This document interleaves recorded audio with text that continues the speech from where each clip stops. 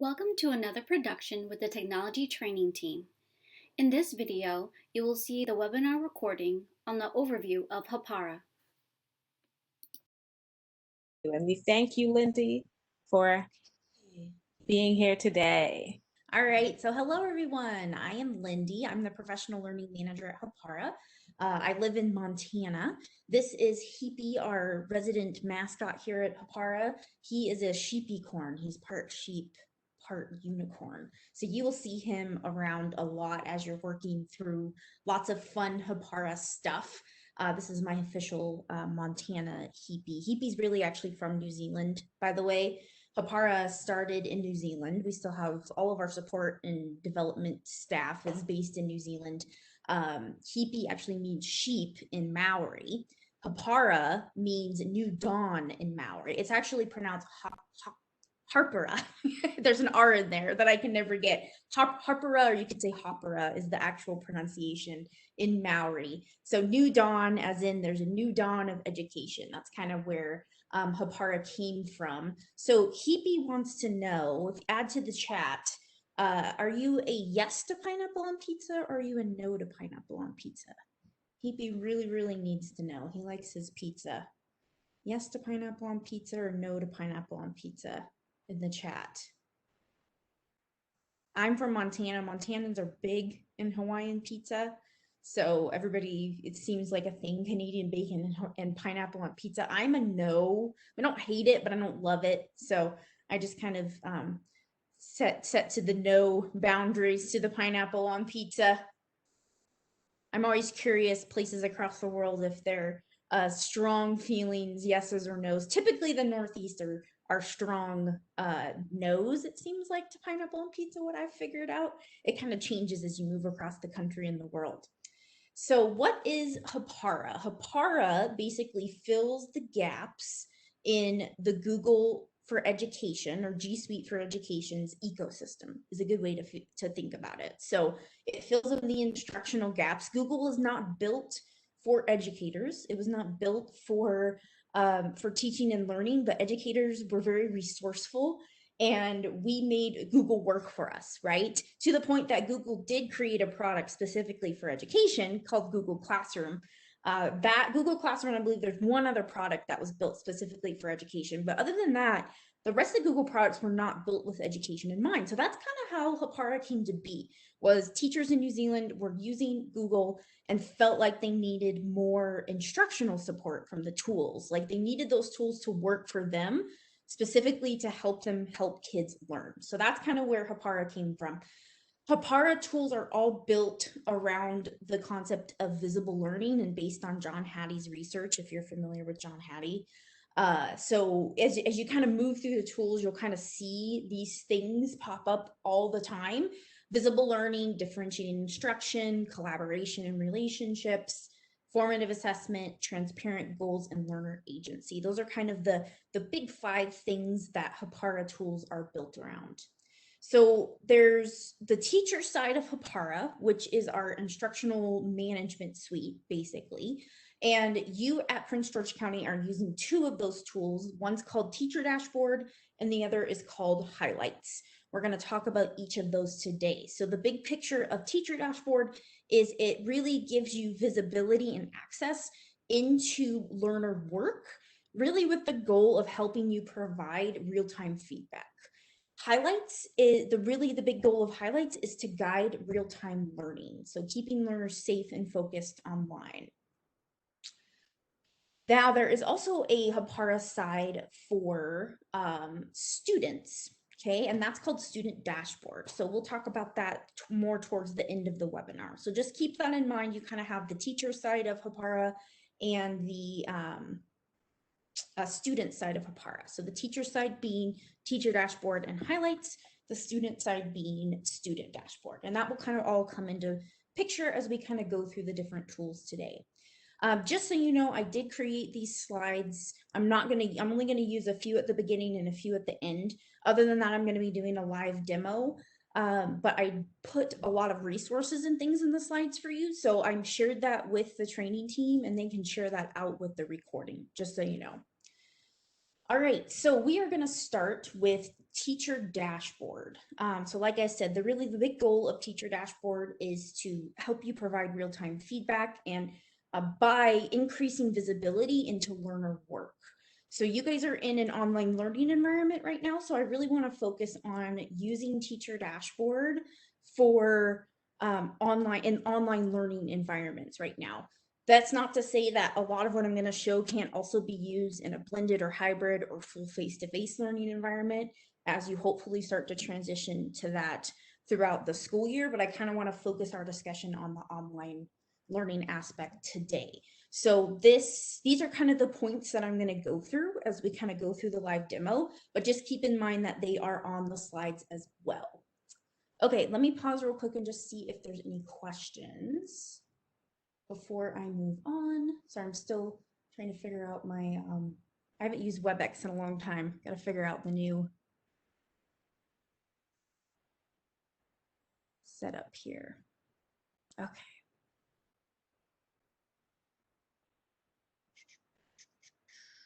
Okay, really good question. We can see what the students are doing. Can admin see our screens and what we are doing? No. So teachers are never in as students in Hapara highlights. So that's a big no. Just checking if there's anything else. Well, same thing. Okay, cool. Very good. All right, moving on. So I'm going to go ahead and jump into my live view of Hapara. So to get to Hapara, you navigate to teacherdashboard.com from the teacher side. Okay, so we're starting from that teacher side of Hapara. So you'll navigate to teacherdashboard.com. I'll zoom in so you can see that. I would bookmark this. Whatever you need to do to remember how to get back to this page, this is like your landing page for everything that you need to know about Hapara. So teacherdashboard.com takes you to kind of like the home page or the landing page of Hapara. You should automatically see your classes in your My Classes view here because they were automatically synced for you. So at that point, you should have a card for each of your classes, and then you would just click the class that you want to go in and work more with or have more visibility with. So I'm going to go into my English Language Arts class. So I just click on that tile. The first view it takes me to in Hapara World is Teacher Dashboard. So if we look up here, let me zoom into the top here. Hapara, you have this main navigation menu right here. So this is kind of like your main navigation menu in Hapara World. Dashboard, Gmail, and sharing, the first three tabs all encompass what we call Teacher Dashboard.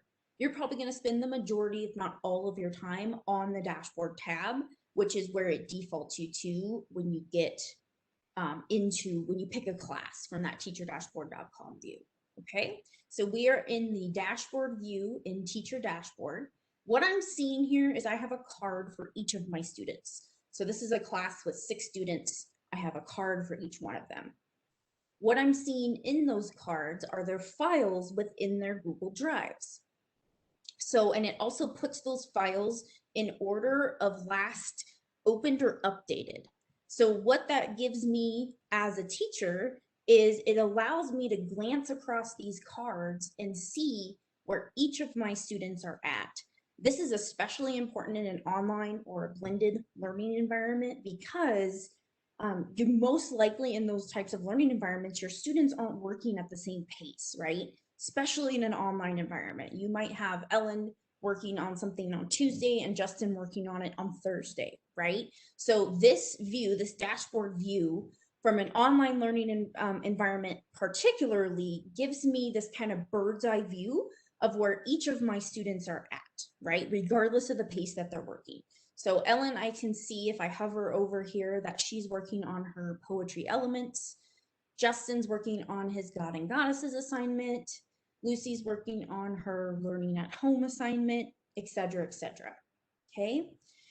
So that's kind of a biggie is a Teacher Dashboard really allowing you to track student learning by kind of having this bird's eye view.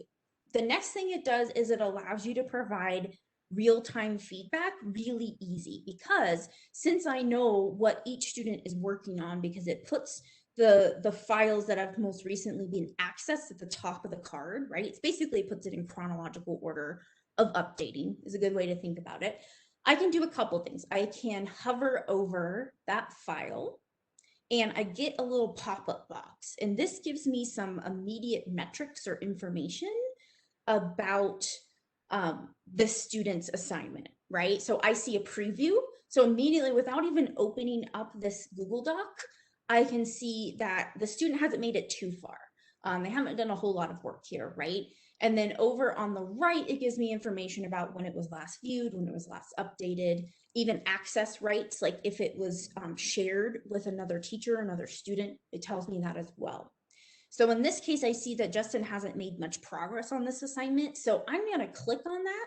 And what it does is it opens up that Google Doc for me. So one thing that Teacher Dashboard does is it automatically gives you as a teacher basically editing privileges over all the files in your student's Google Drive with the purpose, with the instructional purpose of allowing you to provide feedback, right?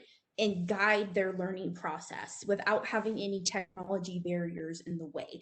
Like Justin forgot to share this with me. Doesn't matter. Teacher Dashboard gives me access to this file. So then what I can do is I can go in here and I can provide comments like over here on the right and kind of help Justin move forward, give him some feedback to help him keep moving on this assignment.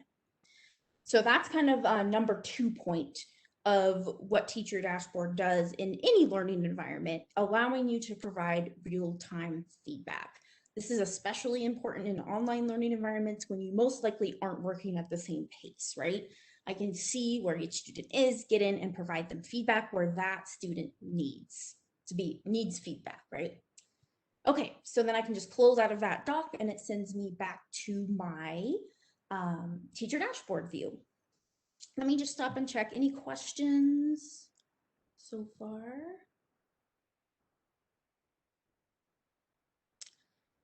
So there's a question about the device that we're using. Hapara will work, it's web-based. So any Windows, Mac, Chromebook device, it will work on a mobile device, but it's not optimized for mobile, the teacher side of it at least, not the student side.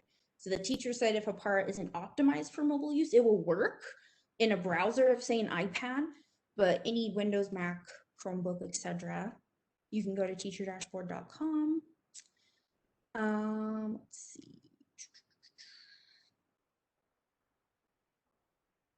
You can't see my dashboard. I can't really get much bigger than this, but I can zoom in a little bit more. Do I need to sign in? Yeah, so I think we answered that question, signing in with Google. Okay, groups, that's the next thing I'm gonna get to. So hold that thought. I already answered that about county issued Chromebooks. So yeah, any device, just go to teacherdashboard.com. Wow, lots of questions. Sorry, I better stop or else I'm just gonna keep scrolling and scrolling. So there was a question about creating groups. That's the next thing that I am gonna touch on. So one thing that you can do in Teacher Dashboard is up here on the right, zoom in there, you have a button that says groups. If I click on that, I can set up groups for basically whatever I want. And what a group does is it allows me to add only specific students to that group. So let me show an example here. I'm gonna uncheck my all groups. And let's say maybe you get back into a blended learning format. Maybe you have some of your students Monday and Tuesday, the other Wednesday, Thursday, whatever that mix is. This is what my local school district is doing. You can set up a group, let's say, put only your Monday, Tuesday students in it, and look what happens to my view. It takes and it filters those cards by only those students that are in my Monday, Tuesday group. Or let's say, okay, it's Wednesday, Thursday now. I've got a different group of students. There's my Wednesday, Thursday students. Or let's say you get back to full face-to-face learning, but you still have some students that have opted into full online. I can create a group with just my online learners. I can also do this for specific subsets of learners. So maybe my learners on IEPs, I want to have them in a group. Maybe my English language learners are in a group. Maybe I'm doing a group project and I want to put the students in my Churchill group in a group here in Teacher Dashboard. So that's kind of what the groups feature does, is it lets you kind of create these little subsets and pieces of to kind of filter out your teacher dashboard view here. It does some other things as well, but that's kind of the big picture that I want you to know for now. So to make groups is super easy. You just click on this groups button up here in the top right. You click on either new group or edit group, depending upon if you want to edit an existing group or if you want to create a brand new group. Let's say create a brand new group. It pops up this little panel over here on the left. I can call this whatever I want. So let's say I wanted to create a group for, we're doing a new group project on poetry elements. So I'm going to create a group for my rhythm, those students that are in the rhythm group. So I name the group, I click on add, and then I just select the students that I want. So let's do Ricky and Will. Will be in the rhythm group, say add, and then that's it. And then I just click this little back button, and now I have a group called rhythm. So when I get back over here, I can X out of this little screen, click on groups, and unselect this, and select rhythm. And then it only shows me the students that are in that group, and I can kind of monitor their progress, see how they're doing, step in if I need to. By the way, I am going to save at least 5-10 minutes at the end for questions. So I will address any questions that didn't get addressed at that point. Okay, so those are kind of the big things about Teacher Dashboard. So again, I outlined these on your slides.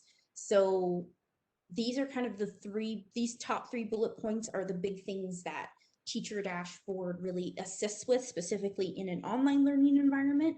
Really, these work in any learning environment. And then the bottom bullets are really specific strategies that I showed you. So being able to easily track where each learner is, opening learner work and providing feedback, using the groups feature, etc. Oh, you know what? I should show you how to search before we jump on to highlights. That is really important.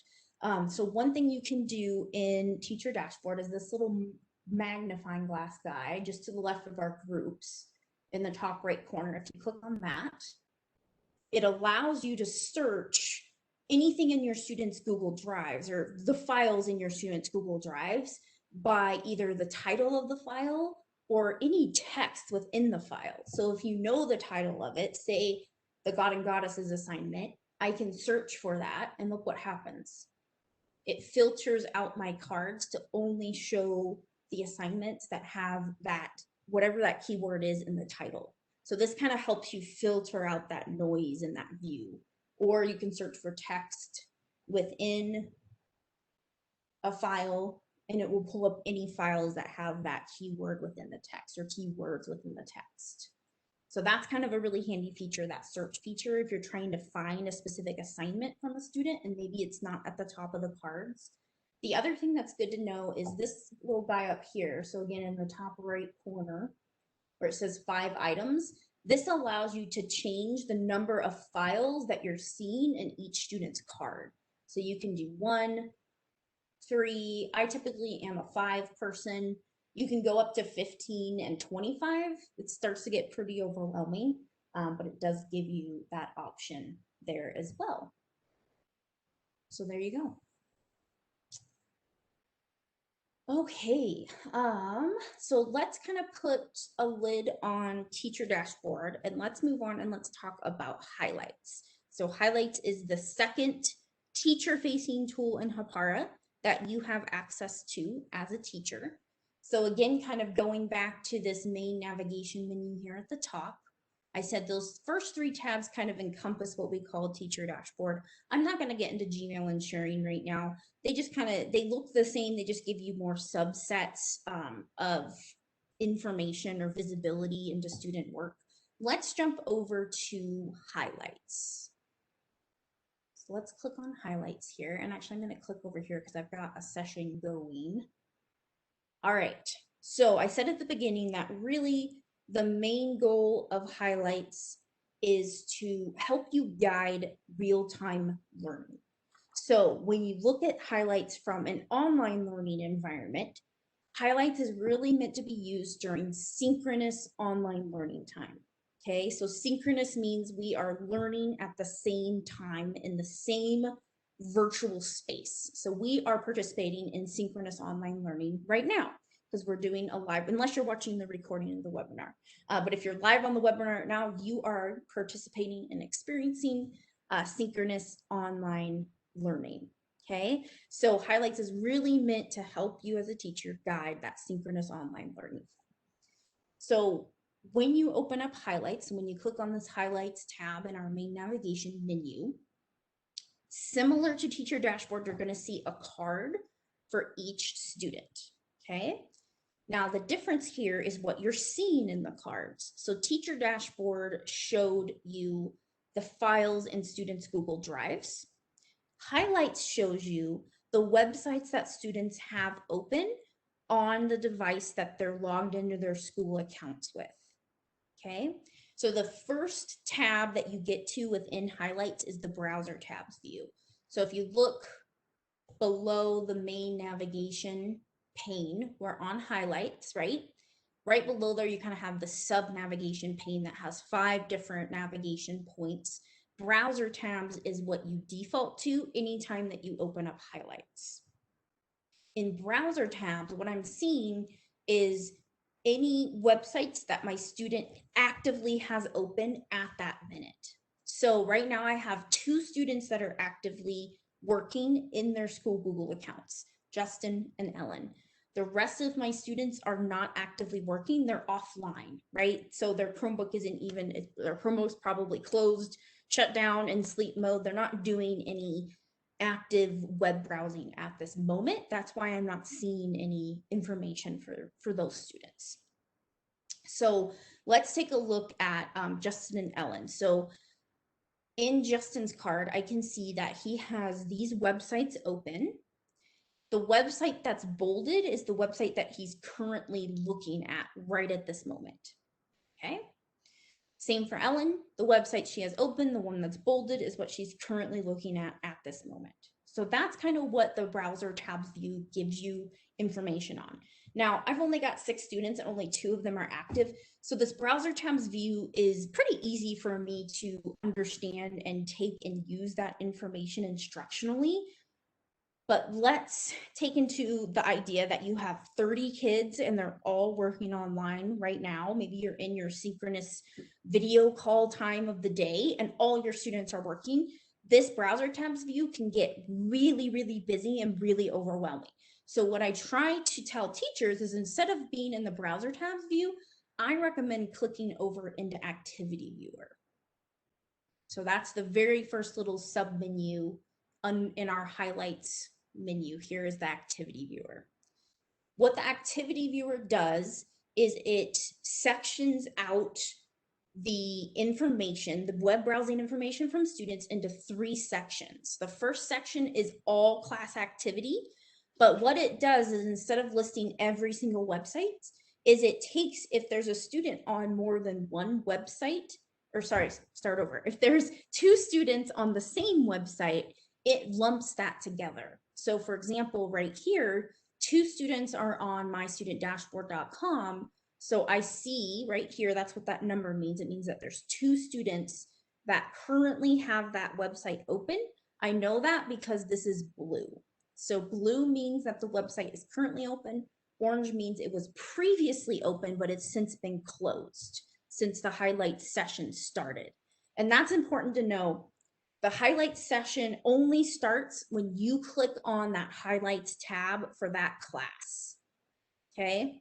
So a lot of teachers, when we were in face-to-face learning, they would just get in the habit, if they want to use highlights, that they just go and they open up the highlights tab for that class at the beginning of the class. If you want to use it for your synchronous online time, just open up the highlights tab at the start of that class. So that's kind of what I did. I had 2 tabs open up here. I had my highlights open kind of in the background, and then I had another tab that I was working in dashboard with. So the highlights was kind of working behind the scenes to gather that web browsing information for me.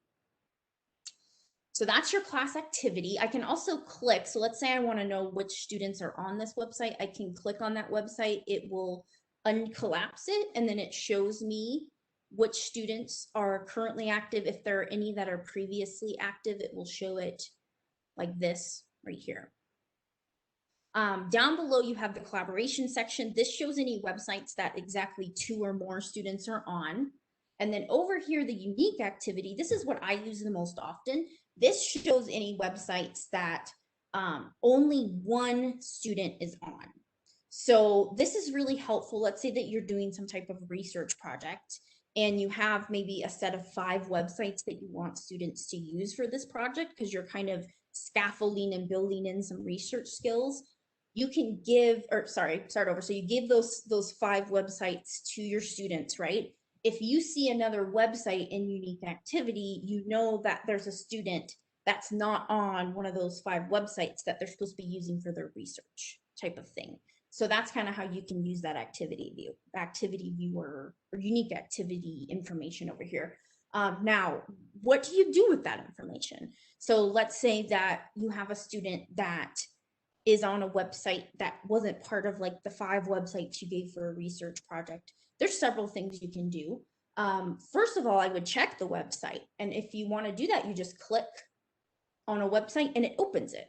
Maybe it's a really great website. If it's a really great website, am I going to stop the student from using it? No, right? So in that case, maybe I go up here and I send that student a message. So I click on send messages. So I click there really fast up here in the top right corner, send message button. And this allows me to send a message to either the whole class, specific groups of students, or specific students. So in this case, actually, let me check. That was Justin, because it tells me right here that Justin was the student on that website. So I click on send message. I want to tell him, great job finding that new website to use for your research. And I want to send it to a specific student, and it only goes to Justin. Send message. Now, what this does right there in the top right corner, let me move over to Justin's view. Here's Justin's view. He gets this little message up in the top right corner from me, and he can read that. When he's done, he clicks on close. So messages are only teacher to student. They're not student to teacher. They're not student to student. Okay, so that's kind of our send message feature. Now let's look at the example of a student that maybe is doing something that they shouldn't be doing. So maybe they're off task, showing some off task behavior. So I'm looking at my unique activity view. I see that I have a student. I can see it's Ellen because it tells me right here that's on the Roblox website. What I can do, several things.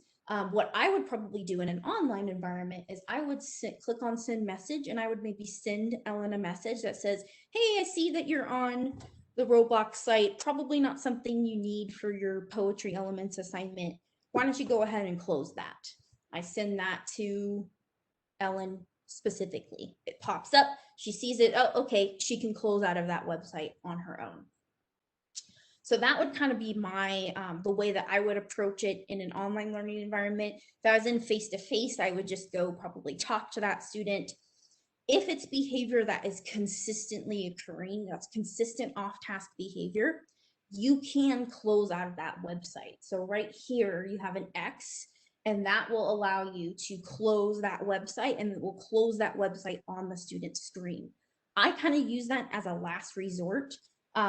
Because really the goal with highlights is to create responsible digital citizens, right? So if you're just closing their websites that they're not supposed to be on there for them, there's really no lesson or learning happening with that, right? There's no conversation. So I always encourage have the conversation first before you start closing out of tabs. Now, depending upon how your Hapara administrative settings are set up, it should ask you why you want to close the tab before you close out of it. So before you close out of that tab, it will pop up a little box that says, hey, and actually, hold on, let me see. I think it will do it here. Let's close out of this guy. Yeah, there we go. Why do you want to close this tab? It's not related to the task. It's inappropriate. et cetera, et cetera. So it kind of has you like choose a purpose, and your school district can customize these reasons. So you might see different reasons depending upon your school. Okay, let's see. So we sent messages. We looked at our activity viewer. We looked at our browser tabs. Oh, let me show you one other way that you can address, say, off-task behavior.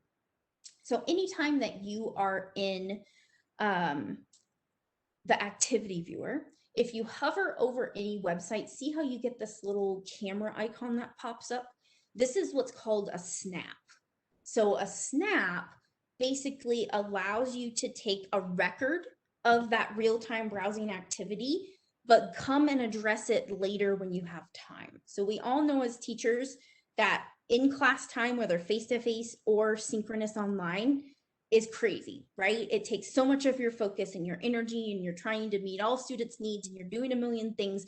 You don't always have the time to maybe address something that you need to address, good or bad, right, in that moment. So that's kind of where snaps come into play. So let's say, for example, I'm going to take a snap of Justin's, this really good research website he found. And then I'm going to take, oh, you know what? I closed out of Roblox. Let me open Roblox back up. We're going to pretend that Ellen was still on Roblox. So I need to address this off-task behavior. So I'm going to take a snap of that Roblox activity. Okay.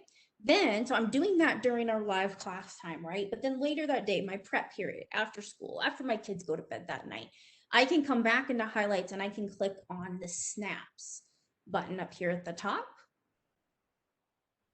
And what this does is anything that I take a snap of, so anything I hit that little camera button of in the activity viewer, saves in here for I think around 5 days. So I can come back with any of those 5 days and I can open up that snap and I get all of the data and information from that browsing activity. So when did the student open the website? What was the website? I can open and I can look at it. I see a screenshot of it.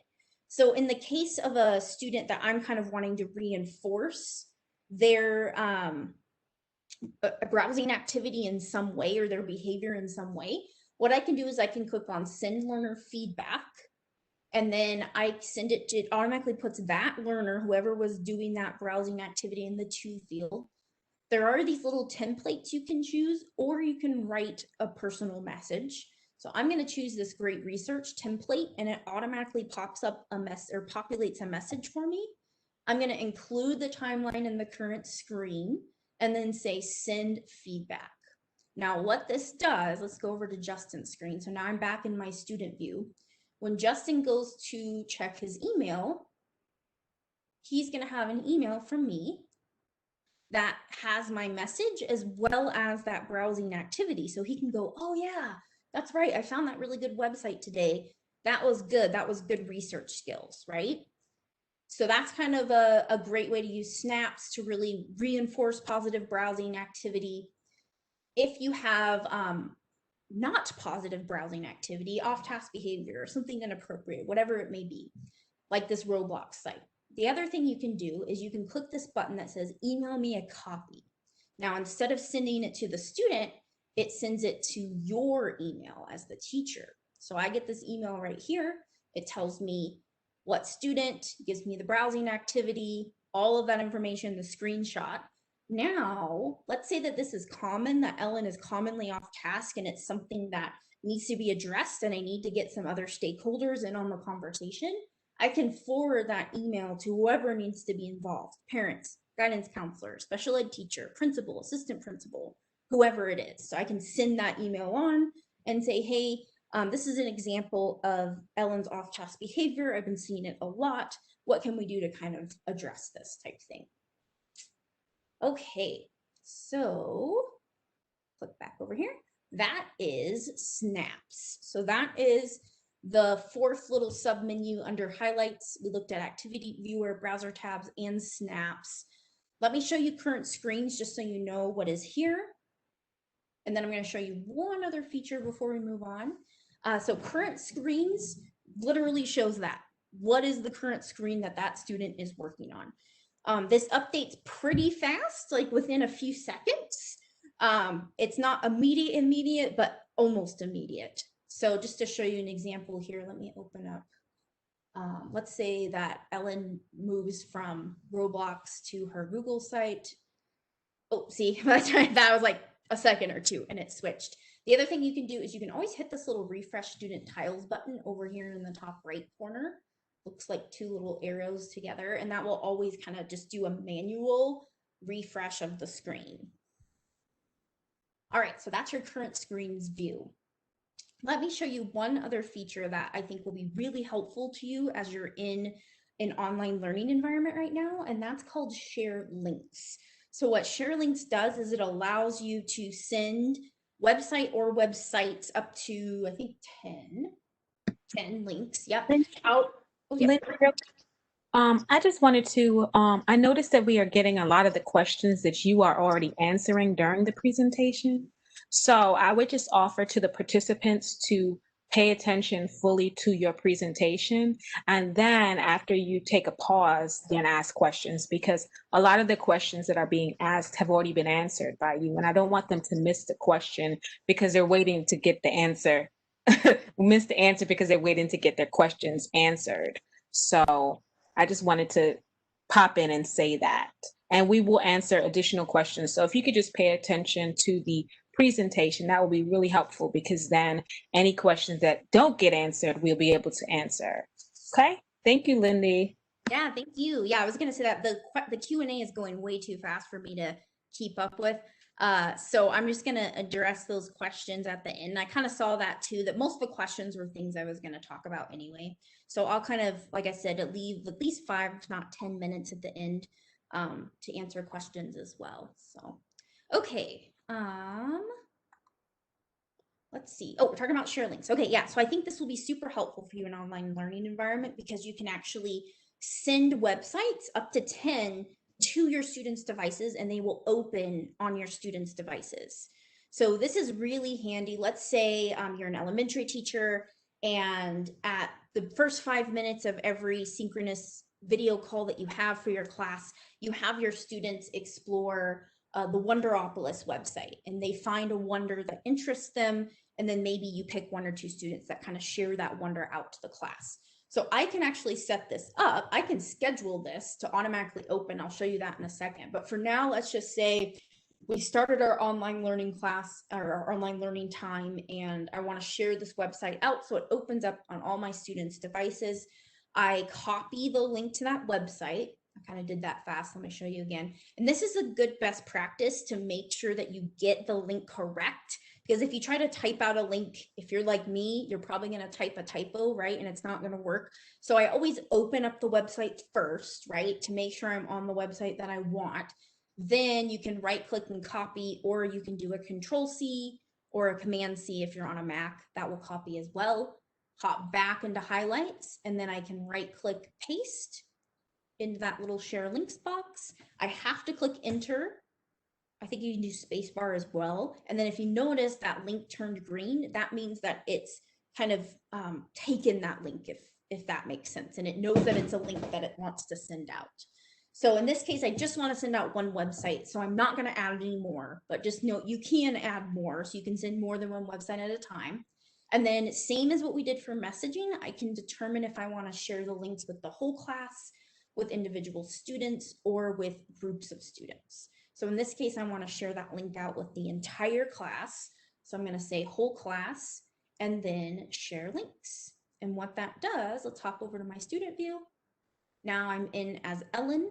Ellen now has that Wonderopolis website open on her device. She still has, note, the other websites open that she was working on, but she also has the Wonderopolis website open in addition. Same with Justin, my other student here. He's still got his other websites open, but now he has the Wonderopolis website open as well. So that's kind of what Share Links does. Like I said, you can schedule this too. So this can be really handy, especially with online, or excuse me, with face-to-face learning. But I could see this used with online learning in the situation that I gave. Like say you use the first 5-10 minutes of every class period to do something in particular. You can go up here, say Share Links, do exactly what I just did, put the link that you want to share or links that you want to share in there, choose who you want to share it with. The only thing I do different is I click this little button on that says, do you want to schedule this session for later? So let's say that my online learning time is every Thursday at 10 a.m. Voila, schedule. Now, if I click on this schedule tab, it shows me that scheduled session. So tomorrow at 10 a.m., this website will open on my students' devices. Now, the really cool part about scheduled sessions is, let's say that it's 10 a.m., it's time to start our online learning time, but Justin is running a little bit late and he doesn't get on his device right at 10 o'clock. Maybe he opens it at 10:03. Doesn't matter, that website will still open on Justin's device, which is really awesome. So you can go in here, this is the schedule sessions tab. You can schedule share linked sessions from here if you want, but you can also kind of come in here and check which sessions you have scheduled, make sure it's set right. You can change the settings if you want. I can go in and I can edit that. So maybe I want to share an additional website tomorrow instead of just Wonderopolis. You can always change all this information. I should point out too, so I showed you how to use groups in Teacher Dashboard. You also have groups in highlights. So in your browser tabs and current screens view, you're going to have this groups button up here in the top right. Now you have the option, if I click on edit groups, this shows me all of my groups. Look at this little option right here. It says groups are shared across tabs. So this is a personal preference. I have my groups set up so that it's the same groups in Teacher Dashboard and highlights. No matter where I'm at in those views and which tab I'm on, I'm always going to see the same groups. Some teachers like to have those groups different. So maybe you use your groups differently in Teacher Dashboard than you do in highlights. If that's you, you can change your setting to say, I want my groups to be specific to each tab, and then you can make those groups different. So complete personal preference on what you like to have. I like to have my groups shared across tabs, just so they're there no matter where I go in my Hapara view. So highlights, you can use groups in the same way. So let's say I'd only want to look at my students that are my Monday, Tuesday blended learners. I can filter my highlights view by just my Monday, Tuesday, by just my IEP learners, etc., etc. Some teachers will create a group for just those off-task students. Like if you have 1 or 2 students in your class that are consistently showing off-task behavior, you can create a group and put just those students in it. And that kind of helps filter your highlights view down as well, if that's something that works for you. The other way you can use groups is with your send message and your share links. I just want to point that out. So if you were going to send a message, you can choose groups. Let's say you're doing some breakout sessions in your video call time. Maybe you only need to send a message to the Churchill, the students in the Churchill group. You can do that. So maybe I just need to give them a little update and say that there's 5 minutes left before we come back to the main group, right? It will only send to those students in the Churchill group. Same with share links. I can share links to my specific groups of students. So maybe my English language learners, maybe I send them to Google Translate, right? So they have Google Translate open up on their devices for whatever learning task that we're doing. Okay, I think that was the big stuff I wanted to hit for highlights. Let me click here. So like I said, I gave you a lot more slides that you'll get with the recording after this. But just so you know, I gave you a similar view for highlights as I did to Teacher Dashboard. This just kind of gives you like a little clip of kind of how highlights works in an online learning environment. And then here are some specific strategies that I went through. I'm pretty sure I went through all of these, that of how you can use highlights to kind of help you specifically in a synchronous online learning environment. So those are in your slides as well. All right, let me just check. Any big questions I need to answer? Yes. One of the questions that needs clarifying is they want to know the main difference between dashboard and highlights? Okay, so different purposes. A good way to think about the difference between teacher dashboard and highlights is, remember when I showed you that slide? Let me hop back here. This will help explain, and this will probably make more sense. So I showed you this slide and talked about how Hapara is based off of John Hattie's research and this idea of visible learning. So this idea that you as a teacher need to have visibility into your learner work, whether it's digital or non-digital, in order to help your students learn, right? So that's where teacher dashboard and highlights come into play, is they give you visibility. They just give you visibility into different pieces of your learner work. So teacher dashboard gives you visibility into students' Google Drive files. Okay, so when I'm in teacher dashboard view, in my learner cards, my student cards, I am seeing my students' Google Drive files. The purpose here is to help me track where my learners are at, right? Especially if they're working at different paces. And B, to really help me give them real-time feedback during the time of learning. Research shows that's much more effective than feedback that happens after the learning. So that's teacher dashboard. Highlights gives me visibility into my students' Google Chrome browsing activity, specifically for their school Google accounts. Okay, so make sure you understand that. Highlights only shows browsing activity when your students are logged into their school Google account, their Prince George County Google account that's issued to them. When they are live on their devices and they are navigating and working on websites, right? You're going to see those websites in highlights with the goal. So the goal of giving you this visibility is to help you guide real-time learning, create responsible digital citizens, help create self-directed learners, right? It allows you the ability to scaffold in teaching them how to be responsible web users, right? And that the slides kind of talk through those points as well. Let me hop down to the highlights. So yeah, so here, if this helps you as well. So student browsing visibility tool, student browsing, keeping learners safe and focused online.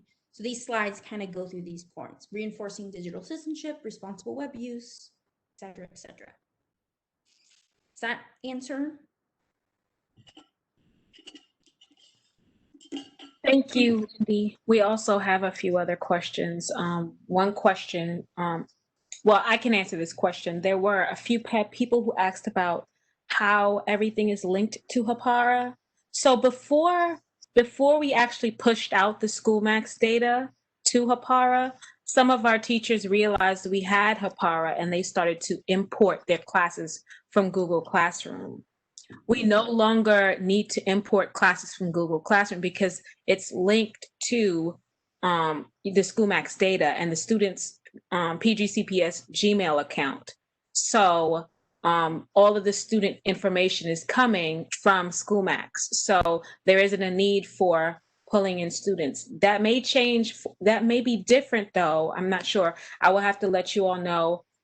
We are looking to get access to additional people outside of principals and teachers. So if you are not a principal or a teacher, like an assistant principal or an ILT or an ELT, we are working on how we will provide access to, or media specialists, we will working on how we provide access to you all. So don't be discouraged if you do not have access currently, because you are not assigned as the primary educator to the students in SchoolMax, or you are not the principal.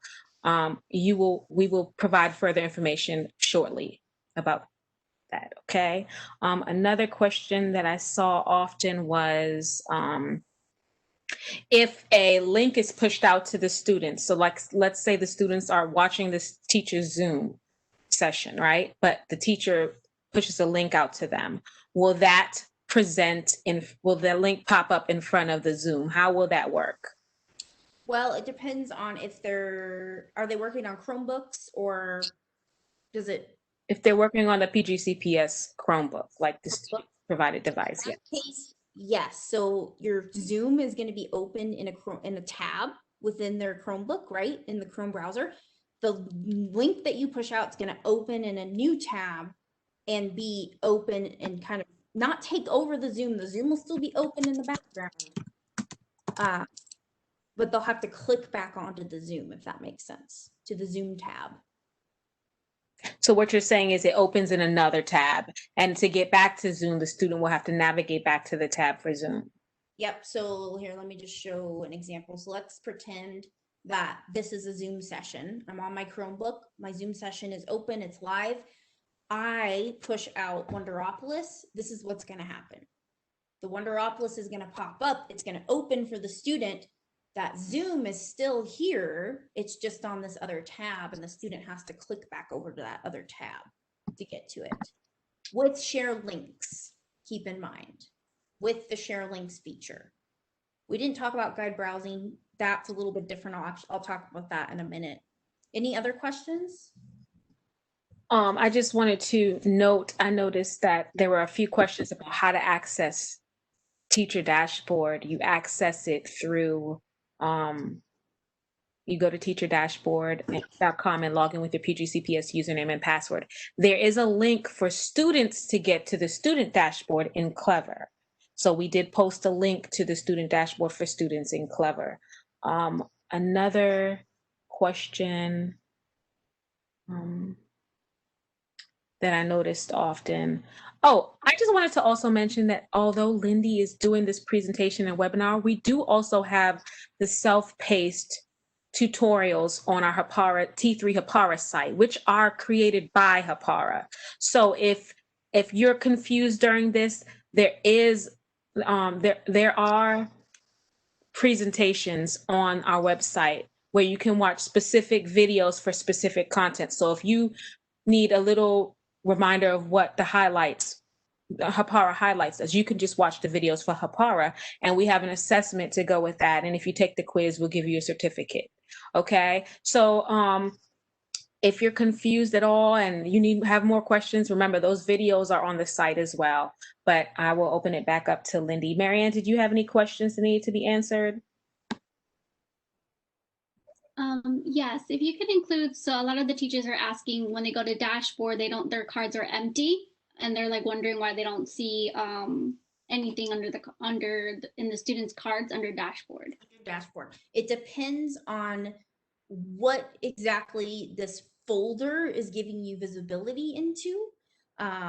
So that might be why you're seeing nothing here. If that student has nothing in that folder, something you can do is click on the sharing tab and choose all docs. So sharing all docs. What the all docs does is it literally shows you that all docs within a student's Google Drive. So this just opens up to see every single file in a student's Google Drive. This is where that search feature comes into play. If you're going to use this, if you need to find a particular file, you can always search for a keyword, right? And it's going to take all those files and filter them down. So hopefully that kind of answers the question. Your dashboard view, and that was something I was asking you guys in email before. This is exactly how this dashboard view is set up for you guys. I wasn't quite sure how that ended up all working with your sync and Google Classroom and all of that, and exactly what files they're seeing here. That might be something we just need to kind of talk about some more. Make sure we're explaining that right, what files they're seeing. Okay, so what we could do is we can discuss that offline, and if we see that there's an error showing up on our end for the teachers or something we need to clarify, we will provide that information on the site or through email. Yep, exactly. Yeah, because remember how I talked about, depending upon where you're at, Teacher Dashboard is all three of these: dashboard, Gmail, sharing. They each kind of give you a different like subset of what you're seeing, what visibility it's giving you into your students' Google Drives for dashboard and sharing. And for Gmail, and do you guys have Gmail turned on actually, Ashana? Do you have that Gmail tab turned on? Do you know? I believe we do have that turned on. I So have what- to double check, but I'm pretty sure we do. I'm pretty sure you do too. This is something that you can choose from your Hapara admin settings, whether to turn on or off. If you have it on, what this does is it shows you students' emails, basically. You get a subset right here of their inbox, their sent mail, and their trash. The idea here is to help them learn how to compose proper emails, right? The other thing you can use this for is if you have a student that swears they didn't get this email from you, you can go in and you can see, right? You can see in their inbox. Bold means that they haven't opened the email. Unbolded means that they have opened it and they have read it. You can also see emails within their trash. So, you know, if they lost an email, they can't find it, you can go in and say, oh, I see it's in your trash. Just go, you know, pull it out of your trash type of thing. So that's the Gmail tab. Dashboard and sharing show you that visibility into Google Drive, just different pieces of Google Drive, depending upon where you're at. If all else fails, if you can't find something you're looking for, I always teach teachers go to sharing all docs. And that literally will show you every single doc in your student's Google Drive. And then you can use that search tool to filter that out and find what you're looking for. Maybe it's something you need to get feedback on. Does that make sense?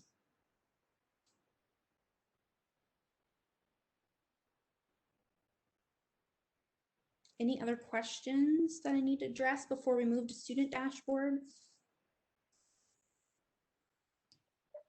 No, that was the next thing I was going to say is the student dashboard. Okay, cool. Let's move on to that. So I talked about at the beginning, let me hop back in my slides here just to give you a visual. Here we go. So from the teacher facing side of Hapara, you have dashboard, teacher dashboard, and highlights. Those are the two tools that we just went through. The student side of Hapara, you have what's called student dashboard. So that's what I'm going to show you now.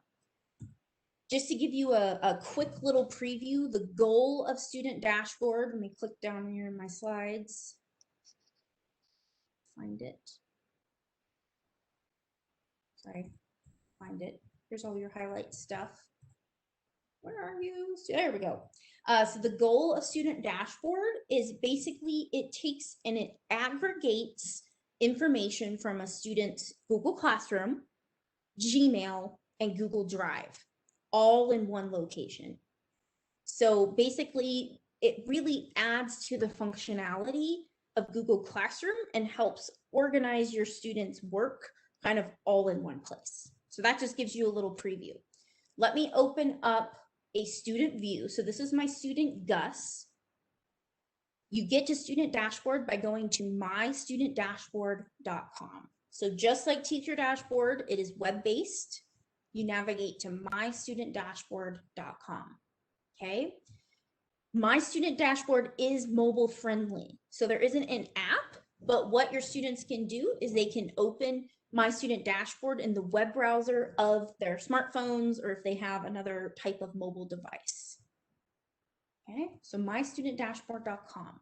Once they get there, this is what your students are going to see. It's going to automatically default them to the to-do tab over here on the left.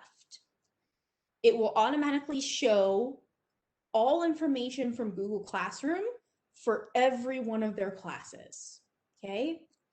If they click right here where it says all my classes, they can filter this down by specific classes, specific Google Classrooms that they have. So basically what your students are going to see here are any Google Classrooms that your that student has been added to as a student. Okay, so any Google Classrooms they have, they're going to see in this list right here. I can look at every single one of my classes like this, or I can filter down and maybe I only want to look at assignments. Okay, so what are they seeing in the to-do tab? The to-do tab takes all Google Classroom assignments, so you can kind of see where it says right here, Google Classroom assignments, and organizes it by due date. So overdue at the top, anything that's upcoming in the next week, and then it kind of goes down in order from there, and then anything that doesn't have due dates down here at the bottom. They can filter this to-do list by everything Maybe they just want to look at those items that are overdue so they can address them immediately. Maybe they just want to look at those things that have upcoming due dates. They can also filter by anything that doesn't have due dates. Okay. And again, you can do the same thing. Let's say I only wanted to look at science. I can see, okay, I've got nothing overdue for science, but I have 2 upcoming due dates for my science class. Okay. So that is kind of the to-do tab, is it takes Google Classroom, organizes it by due date, and lets them kind of filter that out. Now let's say, okay, I see I have this assignment that's overdue in my art class. I want to work on it. All I have to do is click that assignment and it takes me directly to the assignment page in Google Classroom. So I can go in here, I can add a Google Doc, add in my pictures that I want to share, and mark it as done right from here. When I'm done, I can close out of that. It takes me back to my student dashboard view. Okay. So, oops, wrong button. Let's go back to all view here. So that is kind of the to-do tab. Notice too, this is something I really like about it. Anything that's overdue shows in red. Anything that's due within the next few days shows in yellow. So those are kind of like your upcoming due dates show in yellow. I also like, notice here that it tells me this is due today. This is due Friday. This is due Friday. This is due Tuesday. Then after, like, it does that for about a week. After that, it puts the dates, because in Google Classroom, the due dates only show as like this, like October 23rd. Well, I have no idea if October 23rd is a Monday, a Wednesday, a Saturday, a Tuesday, I don't know. So I like that for those upcoming due dates, it gives them the actual day of the week here. The other thing I have is the My Files view. So what this does is, remember I said that Student Dashboard aggregates from Google Classroom, Google Drive, and Gmail all together in one place. So the To-Do tab is kind of like your Google Classroom. The My Files are your Google Drive. So you get to see your Shared With Me files, and this is my favorite part, your Recent files. So recent files shows anything that I have recently opened or used, right? So if I have a file that I want to work on, that I've been working on, say this reflection document, I don't have to go open up my Google Drive, click on recent or search for it, find it. It's right here in my student dashboard. I click it, then it opens that file. I can now edit this, work on my reflection. Okay. So that's your My Files view. The other thing that's super handy that's kind of hiding over here is the notifications. So if I click on this little bell icon up here in the top right, that's your notifications view. And then you can take and you can filter those notifications down. I want to point out 2 things that are particularly useful. One is the announcements view. So what announcements notifications show you are any posts that are made in the stream of Google Classroom. So let me show you what that looks like real quick. So let's go to Gus's Google Classroom. So I'm going to go into science class.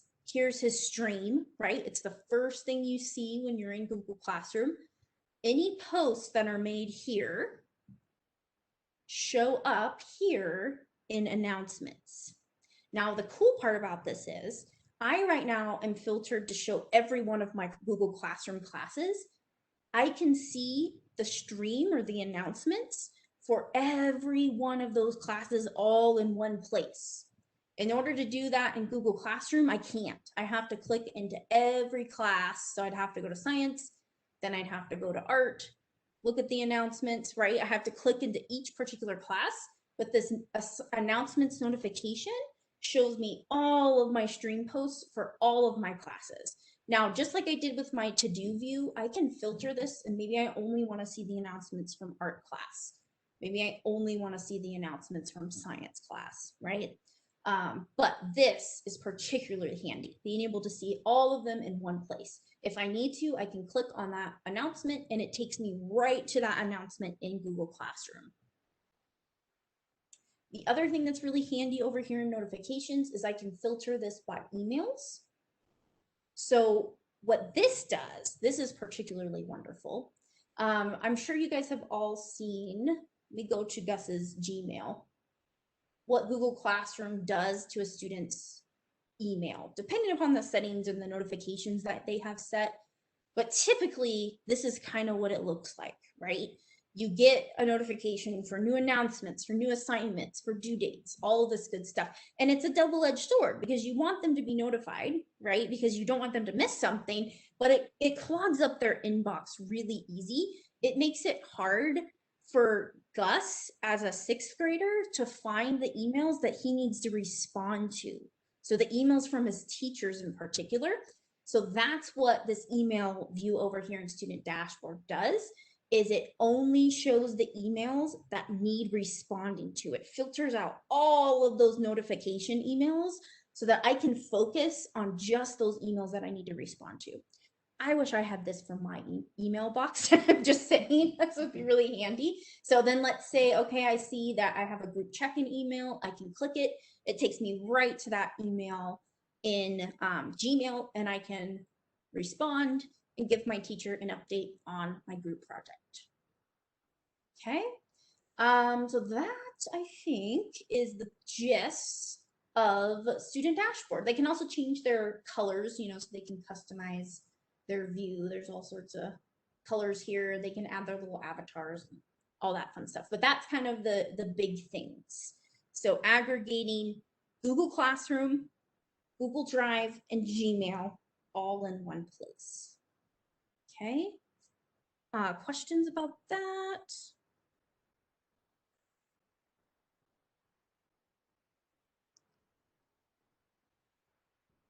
In here. Lindy, could you address the question about if students are incognito mode on their Chrome? In terms of highlights? Yes. Yeah, so yeah, great question. No, highlights will not work if they're in incognito mode because they're not signed in, right? So they have to be signed in. The other thing to know about highlights, and actually let me show you here. If you look at the top right corner of any student's Chrome browser, when they're logged into their school Google accounts, you'll see this little icon right here. This is the Hapara Highlights Google Chrome extension. And when it's colored in like that, it means that highlights can be working during that time. So your school sets a particular time of when it wants highlights to work. Usually for the school day, like usually it's 8 to 3 or 8 to 4, right? So if it's colored in, it means it's within that time period that your school is set and highlights can work. If it's grayed out, it means it's not within that window. So that's kind of a good thing to know, just in general about highlights use if you're looking at a student's screen. This highlights Chrome extension is attached to their school Google account. So if they're not logged into that school Google account, they won't have that extension. You can enable incognito mode. We actually have an article somewhere. I'll unbury it and send it to you guys that talks about things like settings to kind of make it so that students can't work around highlights, if that makes sense, with things like incognito mode. Thank you, Lindy. I saw a question about parents opting out. We have not discussed parents opting out. One of the things that we highly suggest, we sent out the parent FAQ and a community letter to the entire district, all of the families and guardians. I suggest if the parents ask any questions to refer them back to the parent FAQ, because their concern is about privacy. The biggest thing about it is it's going to make their job a lot easier in supporting their student, right? Because a lot of times what is one of the things that we notice parents say is, oh, I have to stop working at home because I have to help my student type in this URL, or I have to help my child type in this URL, or I have to help my child pull up this presentation. But if you have access to their device through either them logging into their PGCPS provided Chromebook, or by them logging on to the Chrome browser on their personal device, then you can push these links out to them. You can push out your peer deck presentation. You can actually have a little bit more connection to the student's device, and it makes less of a stressor on them. So I think that is the easiest way to really support parents in understanding the point of it. And also that this is only accessible for you to utilize with the students between the hours of 7 a.m. and 6 p.m. So it's not like you're going to be monitoring the student devices at 8 o'clock at night. No, it's only during those hours, because those are instructional hours as well as after school or before after school activity times. So it's really important that you emphasize to the parents that this is going to make things a lot easier for them. And I'm sure you will get a lot of buy-in.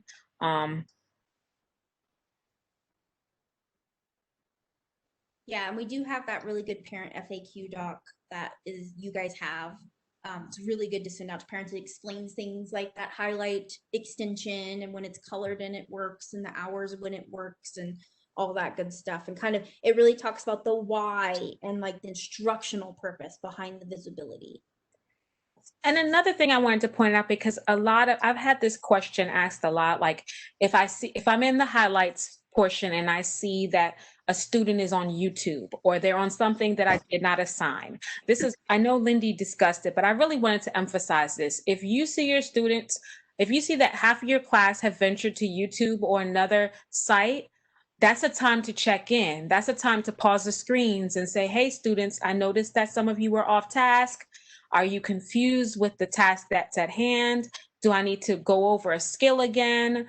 Or if it's just one or two students, send the students a message prior to closing their tab out, because it's very intrusive to just close their tab out. Now, if you have sent a message to them multiple times and you have a record of that, then I understand you closing the tab out. But this is really not meant for you to catch the students like, oh, I got you. You're on YouTube. You're not supposed to be on there. It's more so a gentle nudge to say, hey, I realized you're not on the tab you're supposed to be on. Do you need help? Are you confused? Do you need some support? And be more gentle about it instead of just closing the tab out.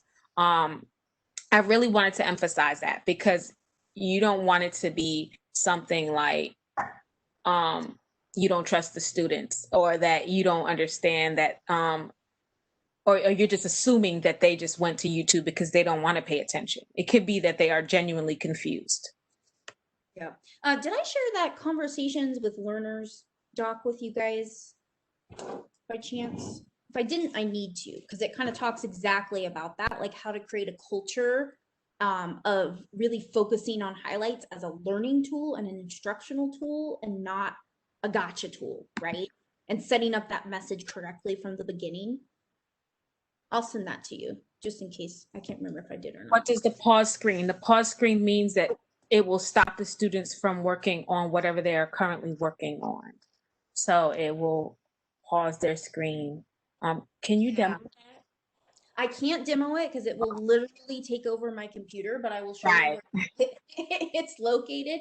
And actually, this is really good thing to talk about. So this pause screens button, this is in highlights, and you can see this in the browser tabs and the current screens view. You don't see it in activity viewer, just note that. So browser tabs and current screens. Over here on the right, you have pause screens button. What it does is it's meant to be an eyes on teacher tool for in-person learning.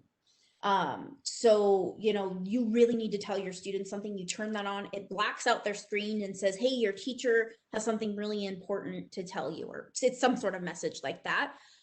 This is a tricky one to use in an online learning environment. I'm glad that came up, because if you are in a video call, most likely if you're in a synchronous online learning, you are in a video call, right? Like a Zoom or a Meet, whatever tool you guys use. This will actually shut down that video call, right? Because it shuts the student, it doesn't shut the student computer down, but it blacks the student screen out. So they won't even be able to see that video call. So just keep that in mind, if that makes sense. If you're thinking about using this for online learning, it's just kind of like a big warning. If you're on a video call, like right now, if you guys were all my students and I use this, like the video call, like your screen would go black, right? And this is just, some people may have entered, thank you, Lindy. Some people may have entered a little later in the presentation. Just a reminder, the only people that will have access to actually see their classes on Teacher Dashboard right now are teachers that are assigned as the primary educators in the classroom and SchoolMax, as well as principals. We are working out other additional people like ILT. Now, someone asked, can I add my Google Classroom if so like this person is an ILT and they're added to the teacher's Google Classroom as a teacher. Can you pull it in through by pulling in the Google Classroom? It's possible. The only thing is right now we're working on, we want to give clear directions on how to do that so that everyone has the same message and that we know, because it may be that if you're an ILT, you may be one of the people that the principal says could have access to see all of the classrooms. So we're going to get more information out to you all if you're not the primary educator or the principal by at latest the end of this week, beginning of next week. So please look out for an email giving you clarity on additional people outside of the primary educator and the principals. Yep. So the Q&A is just, I can't keep up with it. Any other major questions that need answered? We've got about 10 minutes left. I see lots of you kind of addressed the access issues, not seeing exactly what I'm seeing. So keep in mind, this is the Hapara school domain. You as Prince George County have the ability to set up Hapara how you want it for most things, not everything, but a lot of things within your Hapara domain, basically your Hapara space. So you might not see, like, for example, you can turn pause screens off. So I have a lot of schools just turning that off right now because it's not really a tool you need during online learning and they're full online. You can choose whether you see the Gmail tab or not. So if you're not seeing something that looks exactly like mine, it's most likely because of that. Also keep in mind, depending upon what class you're in, you're going to see different cards, right? So I'm in my English class, I have 6 students. You're probably going to have a lot more than 6 students. So you're going to have a lot more cards here that you're seeing specifically to your students. So just keep that in mind. The other thing that's probably different, see these little colors? I forgot to mention this when we were talking about groups. So at the top of student cards in both Teacher Dashboard and Highlights, you have these colors. That is the groups that student is in. So if I hover over those groups, it's not letting me do it, probably because I'm zoomed in right now. Let's try it again. There we go. See how when I hover over, it tells me what group that student is in. So this is going to look completely different for every class, every student, depending upon which groups you've set your students to be in. So hopefully that addresses that question about your screen maybe looking different than mine. Other questions that are big things? I'm just going to kind of start from the bottom here.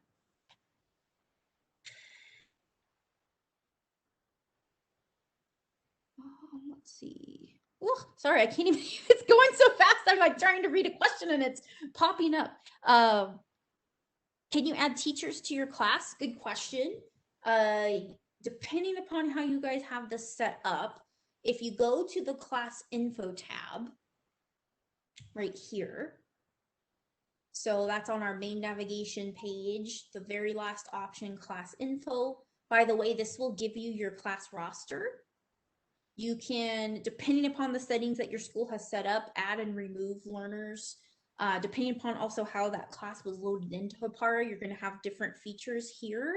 You may or may not have the ability to add a co-teacher here. It kind of depends on how your school has set up that. Oh yeah, see, this is Google Classroom class. If you have, hold on, let me pull another class up real quick. Yeah, so if you have a class like this that was loaded from SchoolMax, then most likely you should have the ability to add a co-teacher here. You can click on this add new button and then you put the co-teacher's email in and click add teacher. But again, that's going to depend a little bit on the settings that you guys set up. Let's see. So I've seen a few questions about iPads. So we talked about the way that Hapara Highlights works is through that Google Chrome extension, right? That Google Chrome highlights extension right here from the student side. iPads do not support Chrome extensions.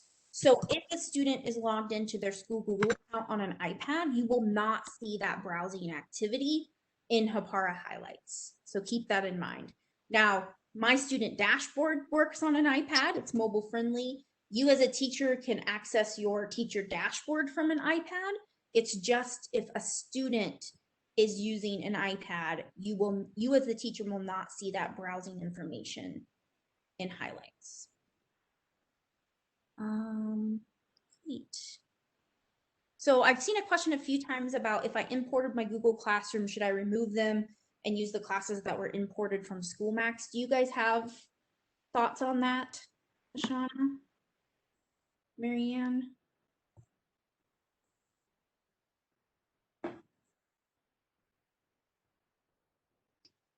Ashana, I think you accidentally muted yourself instead. Oh, Okay. I actually, I'm sorry. I believe I said that I believe that's best to delete if you did it previous, like before we did the upload from SchoolMax, it's best in your best interest to use the courses pulled in from SchoolMax. Why? Because that is going to be updated. So as your SchoolMax roster changes, the students will be updated. So that's why it's best to utilize that. Yeah, and let me show you a little tip about that. Actually, it's a really good point. So when you go to teacherdashboard.com from any web browser, right? teacherdashboard.com, it pops you into this manage classes tab.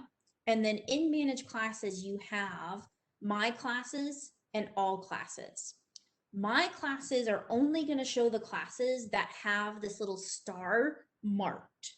So let's say that you had synced a class from Google Classroom and you also now have your SchoolMax synced class. You can click this star, for example, let's do this guy. If I click that little star, it says this class will no longer show in my classes. Now, if I refresh, look what happens. I no longer see that class. Here in my classes view, I can click on all classes and it will still be there. Does that make sense? So this my classes view, you can customize by checking and unchecking that little star icon. The other thing you can do is you can hit this little pencil icon and you can change the name of the class. You can change the color of the class. I like to, for example, this social studies class here shows an example of this. If I'm a middle school or high school teacher, that's what I taught. I put the period number before the name of the class so that when I'm looking at this view, I can say, oh, okay, it's first period and just click on the one, right? That's just a nice little trick that helps you navigate this my classes view. Let's see. Does that include tablets too? So when we were talking about iPads, yes, Chrome extensions don't work on tablet mobile devices. So basically, if your student is using, this is a good way to think about it, their Chromebooks, a Windows device, or a Mac device, Hapara Highlight is going to work because they'll be able to log in with their school account into Google Chrome and have that Highlights Chrome extension. There's a good way to think about it that way. Let's see.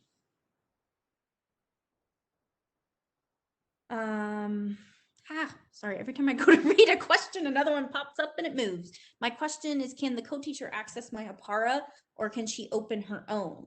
I think you're meaning, so if you were to add a co-teacher, yes, that teacher can pretty much do anything that you can do in Hapara with that class if you have a co-teacher. So I think you're asking, should you add her as a co-teacher or should that teacher kind of add their own class? I would say doing a co-teacher, if it's the same class, is going to be a lot better for both of you and the students, most likely, would be my response, I think, to that. What would students do in Hapara? So that's the student dashboard. So the student side of Hapara is student dashboard that they get to with mystudentdashboard.com. So that's the tool that takes and aggregates Google Classroom, Google Drive, and Gmail to make it easier to navigate from the student side. I did put some slides once you get the recording and the slides that talk about student dashboard in a little bit more detail. So here's some points of kind of how it can help your students in an online learning environment.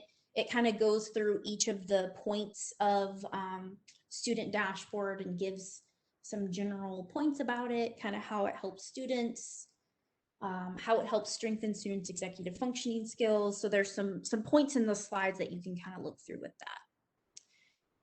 Okay, we only have a few. Thank you, Lindy. We only have a few minutes left. Lindy, do you mind passing the ball to I think Marianne already had her. Marianne, do you mind showing the Hapara site for us? Yeah. So we want to show you all, if you have questions about anything that Lindy shared, we have actually curated a site for you to see Hapara, the videos that are linked. So if you have a question about sharing a link out to students, you can go to this site that Marianne's going to show you. It's from our T3 PGCPS site. And there's actually a banner at the top that says Hapara Digital Tools page right now. And once this banner disappears and you can't find it, you can select digital tools on the top right. And then when you scroll down under essential tools, you'll see Hapara. And this is our Hapara T3 Hapara digital tools page. Include information, the self-paced tutorial, and you can add what else you wanted to add, Ashana. But all of the self-paced tutorial information is here at the top. When you come down, most of you have gone here so that you can register for this webinar, but also we have additional Q&A sessions on October 21 and October 27th. And below that, we have posted learning resources for the Hapara community. If you want to try to do the Hapara certification program called Hapara Champion, and also some additional resources on using the Hapara instructional suite in online learning environments, a quick start guide for Hapara teachers FAQ, and then below that we have a section for parent-student resources, so you can share these documents with your parents and with your students. We are also working on updating it and add it as well to the parent site so that this is also made available on their end. And once we get translations, it will be added here along with the presentation that Lindy was showing throughout this whole session, and the recording will be posted on this page, and all webinar recordings will also be available under webinar recordings. If you see on the top right, that's where you can access all of our recordings for all of our sessions, and we individually post it on each individual tool page as well.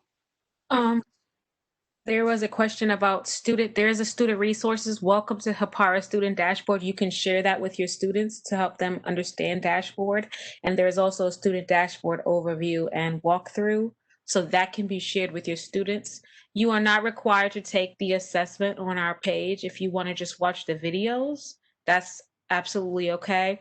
A principal asked about your access. You have access, as a principal, you have access to see all of the courses in your school. So if you were, let's say you were in Mrs. Jones' first period and you're watching the Zoom, or you want to pop into Mrs. Jones' classroom and see what the students are working on from the highlights, then you can look at that. But this is not like Blackboard Messenger where you're sending messages out to the entire school. This is more so something for you to monitor where the students are at. If you see the teachers teaching a lesson and you want to see if the students are on other tabs or doing other things while the teacher's teaching, you can actually see that. And like I said, if you have more questions, additionally, are the parent documents with the Hapara T3 resources. Yes, every document you need. It's called Hapara Community. That is the letter for the parents. And we also have the parent FAQ on there as well. So we have all of the resources here. If you have a question, we suggest that you email T3@PGCPS, right? And you can put Hapara in the subject line, and it will come to me, Marianne, or Sarah, and we will answer the questions. So if you have any additional questions, make sure you contact T3 at PGCPS with Hapara in the subject line, and we can answer it. Why I say that is because all three of us will get the email, and whichever one gets to answer it quick, the fastest, you'll get a quicker reply.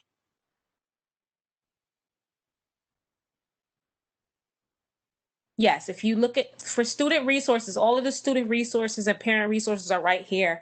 You can look through those and share them with you can share them in your Google Classroom so the students see it and they know they can make sure they're logged into the Chrome browser if they're not using their PGCPS provided Chromebook. All right, thank you so much. Lindy, did you have anything else you wanted to say? No, just thank you guys. I was kind of quickly going through the chat and answering some questions directly in there. So hopefully, I know there was lots of questions. Hopefully you got your questions answered. Thanks for having me and good luck on your Hapara journey.